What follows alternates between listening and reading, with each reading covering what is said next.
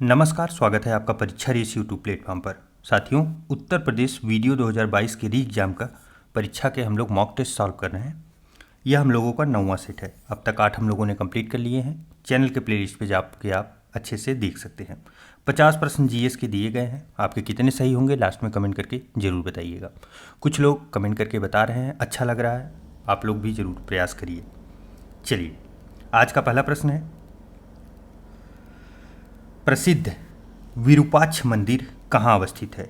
कौन सा विरूपाक्ष मंदिर? देखिए, बगल में एक इमेज लगा है, आप लोग इसे ध्यान से देखिए। ये है विरूपाक्ष मंदिर। आप भारत की कला शैली को आप देखिए, कितना अद्भुत था कि आप समझ सकते हैं। चालुक्य के जो नरेश थे, विक्रमादित्य सेकंड, उनके द्वारा ये बनाया गया था विरूपाक्ष का मंदिर। बहुत प्रख्यात है, बहुत अच्छा है, बहुत सुंदर है। आप लोगों के पास जब पैसे हों तो आप सिलेक्शन होने के बाद एक बार घूमने जरूर जाइएगा। तो ये कहाँ पे अवस्थित है? ये है हम्पी में। हम्पी कहाँ पे है? ये कर्नाटक में, कर्नाटक के हम्पी में अवस्थित है। एक पॉइंट और इम्पॉर्टेंट है कि कौन से भगवान को ये समर्पित है, तो भगवान शिव को समर्पित है। महत्वपूर्ण है, आप लोग याद रखिए। चलिए, नेक्स्ट है, सिंचाई के लिए 16 मील लंबी चोल झील का निर्माण इनमें से कौन से चोल शासक के द्वारा करवाया गया था? देखिए, चोल झील का जो निर्माण करवाए थे वो थे राजेंद्र प्रथम। अच्छा, चोल झील को चोल गंगम भी कहा जाता है। क्या? चोल गंगम, आप लोग जरूर याद रखिएगा। चलिए, नेक्स्ट है, पहला कठपुतली मुगल सम्राट कौन था?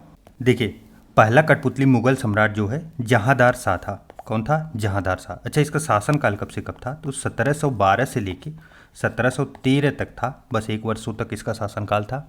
और जो वास्तविक उस समय मतलब जिसके हाथों में वास्तविक शक्ति थी वह कौन था? तो वह इनका वजीर था जुल्फिकार खां। कौन था? जुल्फिकार खां। वही जो है पूरी शक्ति जो है अपने हाथों में लिया था। चलिए, नेक्स्ट है, मुगल काल में पुलिस बल के मुखिया को क्या कहा जाता था? पुलिस बल के मुखिया को मुगल काल में क्या कहा जाता था? तो उसे कोतवाल कहा जाता था, कोतवाल। चलिए, नेक्स्ट, इनमें से कौन सा विकल्प सही ढंग से मेल नहीं खाता? 4 दिए गए हैं, एक जो है मेल नहीं खा रहा है, बाकी सब सही हैं। देखिए, पहला है, इब्न बतूता भारत पहुंचा कौन से सन में? 1333 में, ये सही है। उसके बाद फिर देखिए, 1290 में मार्को पोलो ने भारत का दौरा किया, यह भी सही है। और 1498 में वास्को द डिगामा कालीकट में आया था, यह भी सही है। इसमें गलत है, 1506 गुरु नानक देव का जन्म। गुरु नानक देव जी का जन्म जो है 1506 में नहीं हुआ था। तब कब हुआ था? तो इनका जन्म जो है वो 1469 में हुआ था, 1469 में। अच्छा, पंजाब के खत्री परिवार से इनका संबंध है। अच्छा, इनके बारे में एक और महत्वपूर्ण चीज़ ये है, सही जवाब ऑप्शन बी होगा। गुरु नानक देव जी के बारे में एक महत्वपूर्ण चीज़ ये है कि इन्होंने निराकार ईश्वर, कौन से? निराकार ईश्वर का प्रतिपादन किया था। निराकार ईश्वर का मतलब ये हुआ कि ईश्वर जो है वो किसी आकार में नहीं है। यह प्रतिपादन इन्हीं के द्वारा किया गया था। चलिए, नेक्स्ट है, काकोरी षड्यंत्र केस, उत्तर प्रदेश का फेवरेट प्रश्न। षड्यंत्र केस किस वर्ष में हुआ था? तो यह कब हुआ था? 9 अप्रैल 1925 में। 9 अप्रैल 1925 को हुआ था काकोरी जो है षड्यंत्र। देखिए, इसका अभी जल्दी में नाम भी बदला गया था, काकोरी ट्रेन एक्शन कर दिया गया था, इसलिए ये करंट अफेयर से थोड़ा रिलेट करके महत्वपूर्ण प्रश्न बन जाता है। और इसमें हुआ क्या था? तो सहारनपुर से लखनऊ जा रही ट्रेन को लूट लिया गया था। किसके द्वारा? तो राम प्रसाद बिस्मिल्ला शामिल थे, अशफाक उल्ला खां, रोशन लाल और राजेंद्र लोहड़ी, ये लोग शामिल थे। और इन लोगों को जो है फांसी भी दे दी गई थी, फांसी। चलिए, नेक्स्ट देखते हैं। नेक्स्ट है, गदर आंदोलन के नेता कौन थे? किसके? गदर आंदोलन के। देखिए, गदर आंदोलन के जो नेता थे वो हरदयाल जी थे। कौन? हरदयाल, जिन्हें लाला हरदयाल पूरा नाम से जाना जाता था। कब इसकी स्थापना करते हैं? तो 1913 में। 1913 में कहाँ हुआ था? San Francisco. कहाँ? अमेरिका में। सैन फ्रांसिस्को अमेरिका में इसकी स्थापना की गई थी। महत्वपूर्ण है, ध्यान रखिएगा। चलिए, नेक्स्ट है, महात्मा गांधी ने सत्याग्रह सभा की स्थापना कौन से वर्ष में की थी? देखिए, सत्याग्रह सभा की जहाँ बात की जाए तो सबसे पहली बात यह है कि गांधी जी ने सत्याग्रह सभा की स्थापना की क्यों थी? रालेट एक्ट जो आया था जिसे काला कानून कहा जाता था, उसी के विरोध में सत्याग्रह सभा की स्थापना की जाती है। कब की जाती है? फरवरी 1919 में। चलिए नेक्स्ट है, स्वतंत्र भारत में उत्तर प्रदेश राज्य के प्रथम विधानसभा अध्यक्ष कौन थे? प्रथम विधानसभा अध्यक्ष काफ़ी इंपॉर्टेंट है, महत्वपूर्ण है, ऐसे फैक्ट बनाए जा रहे हैं। तो कौन थे? पुरुषोत्तम दास टंडन। अच्छा, इनका कार्यकाल कब से कब था? तो ये 1937 से लेके 1950 तक की इनका कार्यकाल था, स्वतंत्र भारत तक। काफ़ी लंबा कार्यकाल था, आप लोग जरूर ध्यान में रखिए। नेक्स्ट है, पंचायती राज व्यवस्था के तहत ग्राम सभा के सदस्य कौन है? ग्राम सभा के सदस्यों को किनको माना जाएगा कि ये ग्राम सभा के सदस्य हैं? गांव के सभी सदस्य? नहीं, बिल्कुल नहीं। ऐसे कन्फ्यूजन आप लोग जरूर ध्यान में रखिए, पॉलिटी का प्रश्न है, कन्फ्यूज जरूर करेंगे। गांव के सभी सदस्य जिनकी आयु 16 वर्ष से अधिक है, ये भी गलत है। पंचायत क्षेत्र में मतदाता के रूप में पंजीकृत सभी वयस्क सदस्य, देखिए जो रजिस्टर्ड होंगे उन्हें ही सदस्य माना जाएगा, अन्य कोई नहीं। जैसे कोई रिलेशन का व्यक्ति आ गया तो वो वहाँ पे उपस्थित है तो क्या सदस्य हो गया? नहीं।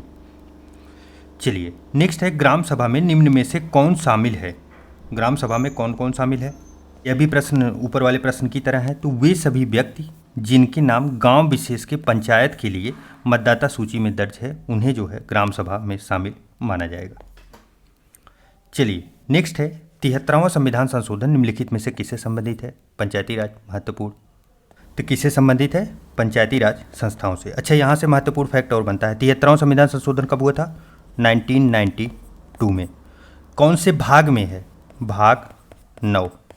अनुसूची जो है वो कौन सी है? 11। इंपॉर्टेंट है, ध्यान में रखें। चलिए नेक्स्ट है, सिंचाई के निम्नलिखित तरीकों में से किसे ट्रिकल सिंचाई के रूप में जाना जाता है? देखिए ट्रिकल सिंचाई का मतलब हुआ ड्रिप इरिगेशन। इमेज में आप लोग देखिए, ये देख रहे हैं क्या हो रहा है? ये लगी है पाइप जो है वो ऐसे ज्वाइंट करके लगा दी जाती है और बीच में पौधे रहते हैं। पौधों की जड़ों के पास छोटा छोटा होल कर दिया जाता है, इससे बूंद बूंद टपक टपक के पानी गिरता है और उसकी जड़ों को बाकी अनावश्यक पानी व्यर्थ नहीं होता। पानी की बचत के लिए ये काफ़ी उत्तम व्यवस्था है, ड्रिप जो है इरिगेशन। आप लोग इसे ज़रूर देख लीजिए और समझ भी लीजिए। तो क्या होगा ट्रिकल सिंचाई के लिए? जो है ड्रिप इरिगेशन। नेक्स्ट प्रश्न भी देखिए, लहरदार भूमि और रेतीली मिट्टी, लहरदार भूमि अगर है और रेतीली मिट्टी की सिंचाई के लिए उपयुक्त विधि क्या है? तो देखिए रेतीली मिट्टी में पानी रुकता नहीं, उसके लिए क्या किया जाता है? तो फव्वारा विधि से सिंचाई की जाती है। किससे? फव्वारा विधि से। इधर देखिए आप लोग इमेज में देखिए, ये क्या है? यह भी पाइप के माध्यम से लगा दिया गया है, नीचे पाइप इसका जुड़ा है मेन पाइप से, और इससे क्या होता है कि प्रेशर से पाइप फव्वारे की तरह निकलता है, तो ये बारिश कराता है, बारिश होती है, और बारिश होने से पूरे खेत में अच्छे से हरियाली बनी रहती है और पौधे विकास करते हैं। चलिए नेक्स्ट है, खेती का वह रूप जिसमें किसान और किसान के परिवार के निर्वाह के लिए लगभग सभी फसलें उगाई जाती हैं या पशुपालन किया जाता है, उसे पारंपरिक रूप से किस नाम से जाना जाता है? फसलें भी उगाई जाती हैं, पशुपालन भी किया जाता है, तो उसे किस नाम से जाना जाता है? इसे जीविका खेती कहते हैं, जीविका कृषि। बहुत से परिवारों में अभी भी यही चल रहा है, लगभग 70 से 80% किसानों के घर यही हो रहा है, जीविका अर्जन के लिए खेती की जा रही है। नेक्स्ट है, शुष्क हवा सांता आना कहाँ बहती है? सांता आना, देखिए इसके लिए आपको एक छोटा सा ट्रिक बता रहे हैं। सांता आना आप कभी नहीं भूलेंगे, सांता आना केला और फोन लाना। क्या लाना? केला और फोन लाना। अगर ये आप याद रखें तो आप नहीं भूलेंगे। क्यों? क्योंकि सांता जो है मनाया जाता है, सांता का त्यौहार, वो उसको हम लोग बोल रहे हैं कि आना केला और फ़ोन लेके आना। तो कहाँ हुआ? केला फ़ोन से हो गया कैलिफोर्निया। चलिए नेक्स्ट है, अंतर्राष्ट्रीय चावल अनुसंधान संस्थान कहाँ स्थित है? चावल अनुसंधान अंतर्राष्ट्रीय कहाँ स्थित है? तो ये मनीला में है। मनीला कहाँ की राजधानी है? ये है फिलीपींस की राजधानी, मनीला में। अच्छा, एक प्रश्न और यहाँ पे आप लोग ध्यान रखिए कि उत्तर प्रदेश में जो है अंतर्राष्ट्रीय चावल अनुसंधान का दक्षिण एशिया क्षेत्रीय केंद्र जो है वो खोला गया है, काफ़ी महत्वपूर्ण है। तो ये कहाँ खोला गया है? वाराणसी में, महत्वपूर्ण है, इसे भी ध्यान में रखें। चलिए नेक्स्ट है, पटाखा किस देश की मुद्रा है? पटाखा बताइए, मुद्रा भी है, दिवाली को हम लोग पटाखा फोड़ते भी हैं। कहाँ की है? तो ये मकाऊ की है, मकाऊ की मुद्रा है पटाखा। और मकाऊ कहाँ है? तो मकाऊ चीन का एक प्रांत है जो प्रशासनिक रूप से चीन के नियंत्रण में आता है। चलिए नेक्स्ट है, भारत में बैंकिंग लोकपाल के बारे में कौन सा कथन सही है। बैंकिंग लोकपाल, देखिए लोकपाल जहाँ भी आए ना, आप समझ लीजिए यहाँ शिकायत निवारण या फिर जांच पड़ताल यही सब कार्य होगा। यह क्या है, इसके बारे में सही कथन देखना है। तो banking Lokpal reserve bank of India द्वारा नियुक्त एक वरिष्ठ अधिकारी हैं और जो ग्राहकों की शिकायतों का समाधान करता है। तो काफ़ी महत्वपूर्ण है, यही एकदम सेम लाइन है, आप लोग याद रखिए। किसके द्वारा होता है, आरबीआई के द्वारा इनके नियुक्ति की जाती है। वरिष्ठ एक अधिकारी होते हैं जो ग्राहकों की शिकायत का निवारण करते हैं। चलिए नेक्स्ट है, निम्नलिखित में से किस राज्य में भारत में जनसंख्या का घनत्व तो सबसे कम है। अरुणाचल प्रदेश में। अरुणाचल प्रदेश में कितने लोग हैं अरुणाचल प्रदेश में घनत्व के मामले में, तो 17 लोग व्यक्ति मिलेंगे पर किलोमीटर क्षेत्र में। कितना कम है। अच्छा, यहाँ पे एक प्रश्न और बनता है, सबसे ज़्यादा कहाँ है। तो अगर राज्यों की बात की जाए तो बिहार, और राज्य और केंद्र शासित प्रदेश अगर दोनों मिक्स कर दिया जाए तो सबसे ज़्यादा मैक्सिमम में होगा, वो होगा दिल्ली। चलिए नेक्स्ट है, संयुक्त राज्य अमेरिका दुनिया का सबसे बड़ा जीडीपी सकल देश उत्पाद वाला देश है। कौन सा देश वैश्विक जीडीपी रैंकिंग में जो है दूसरे स्थान पर आता है। तो दूसरे स्थान पे कौन आता है, यह काफ़ी आसान सा प्रश्न है, चीन आएगा सेकंड नंबर पे। अच्छा, भारत ने अभी किसको टेक ओवर किया है, यह भी एक प्रश्न है, करंट अफेयर में आया था। यह ब्रिटेन को जो लूट के हमें गए अंग्रेज, उनको हम लोगों ने पीछे छोड़ दिया, हमारी जीडीपी उनसे ऊपर निकल गई। हमारी जीडीपी तो पहले से ऊपर थी, ये लोग लूट के ले गए इसलिए कम हो गई थी। चलिए नेक्स्ट है, ललित कला अकादमी उत्तर प्रदेश कलाकारों को छात्रवृत्ति में पुरस्कृत करती है। इनमें से कौन सा विषय क्षेत्र नहीं है जिनमें जो है इन छात्रवृत्तियों को दिया जाता है। तो 3 क्षेत्र ऐसे हैं जिसमें दिया जाता है, एक क्षेत्र में नहीं दिया जाता ललित कला अकादमी के द्वारा। सबसे पहले ये देखते हैं कि ललित कला अकादमी जो उत्तर प्रदेश में है ये है कहाँ अवस्थित, ये लखनऊ में है। कहाँ है, लखनऊ में अवस्थित है। अच्छा, कौन से सन में इसकी स्थापना की गई थी, तो 1938 में। ये महत्वपूर्ण फैक्ट है, आप लोग ध्यान में रखिए। इसमें जो 3 क्षेत्र शामिल है वो है मूर्ति और कला इतिहास और सिरेमिक। इसमें शामिल नहीं है जो, वो है फैशन डिजाइन। चलिए नेक्स्ट है, निम्नलिखित में से बाघों के संरक्षण से संबंधित कौन सा स्थल उत्तर प्रदेश में अवस्थित है। बाघों से संबंधित महत्वपूर्ण है, वो स्थल है आनमगढ़। अच्छा, कहाँ अवस्थित है ये, तो ये है बिजनौर में, बिजनौर। चलिए नेक्स्ट है, उत्तर प्रदेश में कौन सी जनजाति दीपावली को शोक के रूप में मनाती है। कई बार, हजारों बार प्रश्न आ चुका है, महत्वपूर्ण है। तो यह जनजाति है थारू जनजाति। अच्छा, यह जो है कहाँ निवास करती है, तो ये उत्तराखंड, यूके का जो नैनीताल क्षेत्र है वहाँ से लेके यूपी के जो गोरखपुर का तराई का क्षेत्र है वहाँ तक ये अवस्थित है थारू जनजाति। चलिए नेक्स्ट है, उत्तर प्रदेश में वह कौन सा एकमात्र क्षेत्र है जहाँ तांबा पाया जाता है। महत्वपूर्ण है, तो कहाँ पाया जाता है, ललितपुर में तांबा पाया जाता है। अच्छा, अगर भारत की बात की जाए तो कहाँ है, तो राजस्थान। सबसे ज़्यादा भंडारण आपको तांबा का राजस्थान में मिलेगा। नेक्स्ट है, एशिया का प्रथम डीएनए बैंक कहाँ स्थापित किया गया है। तो इसकी स्थापना जो है वो कहाँ हुई है, लखनऊ के बायोटेक पार्क में जो है इसकी स्थापना की गई है। नेक्स्ट है, उत्तर प्रदेश में विकलांग व्यक्तियों के लिए विश्वविद्यालय कहाँ स्थापित है। किसके लिए, विकलांग व्यक्तियों के लिए विश्वविद्यालय कहाँ अवस्थित है, तो चित्रकूट में अवस्थित है। इसका पूरा नाम जो है वो है जगत गुरु राम भद्राचार्य दिव्यांग विश्वविद्यालय चित्रकूट। चलिए नेक्स्ट है, उत्तर प्रदेश के किस शहर में आपको निम्नलिखित राजसी घाट मिलेंगे। कौन से घाट, अस्सी घाट, मणिकर्णिका घाट और हरिश्चंद्र घाट। ये कहाँ आपको देखने को मिलेंगे, तो ये मिलेंगे आपको वाराणसी, बनारस, काशी, आप जिस भी नाम से जानते हैं जरूर जाने। अच्छा, ये घाट हैं किस नदी पे, तो ये सभी घाट जो है गंगा नदी पे।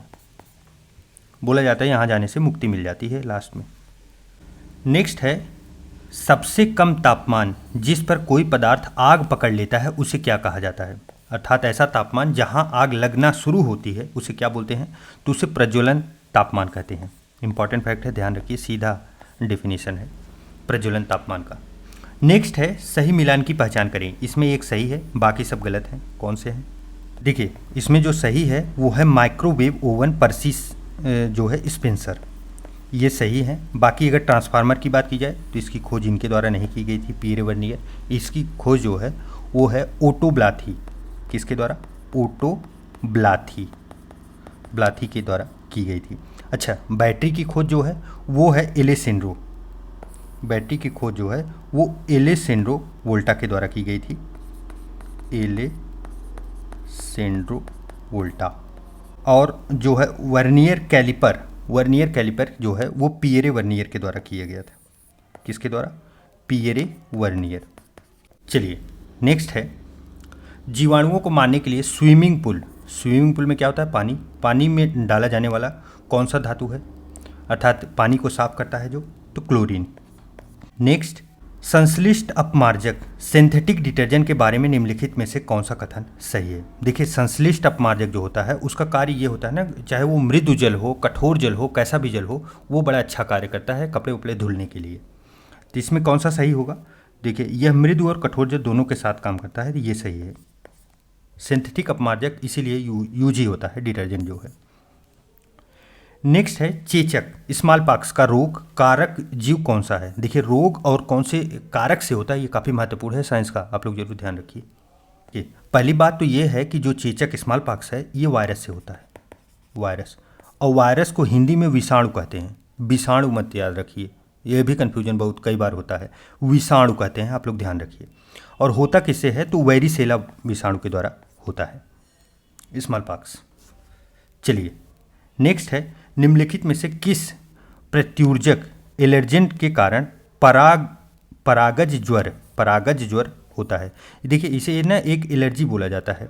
और होता क्या है, तो इसमें जब पराग उड़ते हैं, मौसम जो है पतझड़ का आता है, तो पराग जब उड़ते हैं तो उससे एलर्जी होती है, फीवर भी हो जाता है, सर्दी जुकाम खांसी ऐसे जैसी समस्याएं होती हैं, तो ये पराग के कारण होता है। चलिए नेक्स्ट है, पेनिसिलिन किस सूक्ष्मजीव से प्राप्त किया जाता है? पेनिसिलिन, देखिए इसका जो है प्राप्त किया जाता है कवक के द्वारा, जिसे जो है फफूद भी कहा जाता है, फफूद से प्राप्त किया जाता है। अच्छा, पेनिसिलिन के बारे में 2-3 फैक्ट महत्वपूर्ण है। पहला तो ये है, इसकी खोज कब हुई थी? तो 1928 में। इसके खोजकर्ता कौन थे? तो अलेक्जेंडर फ्लेमिंग। नेक्स्ट है, सितंबर 2022 में प्रधानमंत्री नरेंद्र मोदी द्वारा घोषित प्रधानमंत्री school for rising India, important है, ध्यान रखिए, प्रधानमंत्री स्कूल फॉर राइजिंग इंडिया, जिसे पीएम श्री योजना कहा जा रहा है, काफ़ी महत्वपूर्ण है, के तहत देश भर में कितने स्कूलों का विकास करने का और उन्नयन किया जाएगा?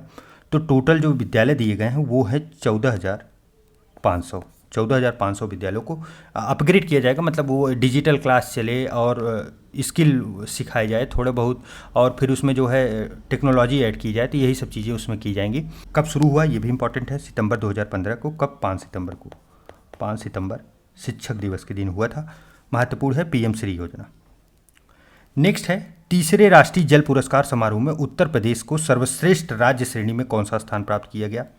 तो राष्ट्रीय जल पुरस्कार जो तीसरा हुआ था उसमें यूपी जो है पहला स्थान प्राप्त किया है। इंपॉर्टेंट है यूपी की परीक्षाओं के लिए, आप लोग जरूर ध्यान में रखिए, क्योंकि ये से प्रश्न सीधे बनेंगे। इसमें दूसरा भी पूछा जा सकता है, तीसरा भी, तो दूसरा जो है वो राजस्थान है, और तीसरे बात की जाए तो तमिलनाडु, इंपॉर्टेंट है।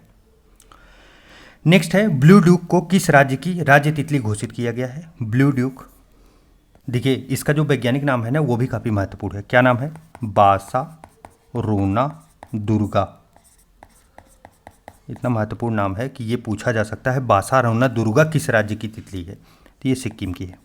ब्लू ड्यूक और बासारोना दुर्गा दोनों नाम आप लोग याद रखिएगा। नेक्स्ट है, नवंबर 2021 में कौन देश विश्व का नवीनतम गणराज्य बना है? नवीनतम गणराज्य कौन सा देश बना है? तो ये है बारबाडोसा। अच्छा, बारबाडोसा की स्थिति आप लोग देख लीजिए, मैप बगल में इसीलिए लगाया गया है पहले से। अब देखिए अटलांटिक, ये कौन सा ओशियन है? ये है अटलांटिक ओशियन, और यहाँ पे आप देख रहे हैं कितना सूक्ष्म छोटा सा एक द्वीपीय देश है, ये रहा, ये है बारबाडोसा।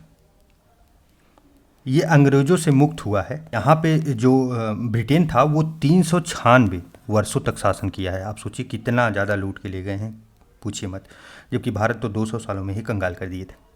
नेक्स्ट है, I2U2 समूह के कौन से देश शामिल है? महत्वपूर्ण है, इसको हम लोग कई बार करंट अफेयर में भी देखे हैं, टेस्ट सीरीज में भी आता रहता है। आप लोग देखिए, पेट परीक्षा के लिए में मॉक टेस्ट सॉल्व कराए गए थे, वो भी अभी 15-20 दिन हुए हैं, ज़्यादा दिन हुए नहीं हैं। सभी मॉक टेस्ट महत्वपूर्ण हैं, आप लोग ना वहाँ से भी करंट जो है टेस्ट सीरीज आप देख लीजिए, जीएस को एकदम सेपरेट करके और करंट अफेयर को सेपरेट करके पढ़ाया गया। देखिए इसमें I2U2 का मतलब क्या हुआ? I2 का मतलब हो गया इंडिया और इजराइल, और U2 का तो यूनाइटेड संयुक्त अरब अमीरात, यूएई तो हो गया, और ये यूनाइटेड किंगडम नहीं है, यही गलत है, इसके जगह क्या होगा? यूएसए होगा। अमेरिका और संयुक्त अरब अमीरात, भारत और इजराइल, यही 4 लोग हैं I2 U2 में। नेक्स्ट है टेनिस की ग्रैंड स्लैम प्रतियोगिता फ्रेंच ओपन 2022 में महिला एकल का खिताब किसने जीतेगा। देखिए, जब फ्रेंच ओपन या टेनिस के फ्रेंच ओपन आप देखेंगे तो इसमें हमेशा ना एकल पे टारगेट कीजिए, एकल ही ज़्यादा पूछे जाते हैं।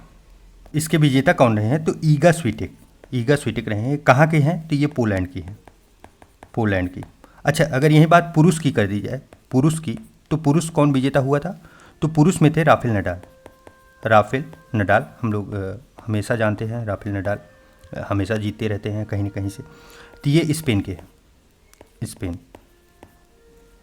चलिए, नेक्स्ट है जुलाई 2022 में फेमिना मिस इंडिया 2022 का खिताब किसने जीता था, फेमिना मिस इंडिया 2022।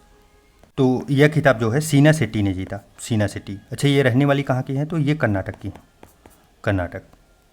नेक्स्ट है मार्च 2022 में भारत अमेरिका सैन्य समूह की 19वीं बैठक कहाँ संपन्न हुई, तो ये आगरा में हुई है। वेरी वेरी इंपॉर्टेंट लगा लीजिए, क्योंकि अंतर्राष्ट्रीय बात जब उत्तर प्रदेश के अंदर आती है ना, तो यूपी परीक्षाओं के लिए काफ़ी महत्वपूर्ण हो जाता है। यूपी आगरा में। नेक्स्ट है भारत में वन्य जीव संरक्षण अधिनियम किस वर्ष में लागू किया गया था, तो ये जो है 1972 में लागू किया गया था। देखिए, पर्यावरण के जो है ना, आप जो अधिनियम है कौन से वर्ष में आए थे, ये काफ़ी महत्वपूर्ण होते हैं, ध्यान में रखिएगा। एशियाटिक बब्बर शेर, एशियाटिक लायंस का निवास स्थान कहाँ पे अवस्थित है, तो एशियाटिक बब्बर शेर के लिए भारत में एक ही सबसे प्रख्यात स्थल है, वो है गिरवन। ये कहाँ पे अवस्थित है, गुजरात में। चलिए, इस प्रकार साथियों 50 प्रश्नों का ये श्रृंखला समाप्त हुआ। आपको कैसा लगा कमेंट करके जरूर बताइएगा, और आपके कितने सही हुए ये भी कमेंट करके आप जरूर बताइएगा। चलिए, मिलते हैं एक नए वीडियो में, तब तक के लिए ढेर सारा प्यार, नमस्कार।